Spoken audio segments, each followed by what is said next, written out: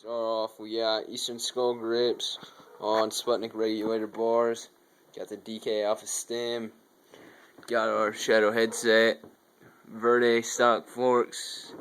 Got an Eastern burnout front tire that needs a new tire. Bad. Eastern front wheel. Pretty sure it's Eastern stock. Got a safety light, just for safety. No pegs. Got a DK cyclone frame. Piece of shit Shadow seat that need a new seat on a Shadow seat post. Shadow Ravager sprocket with a KMC full link. DK cranks.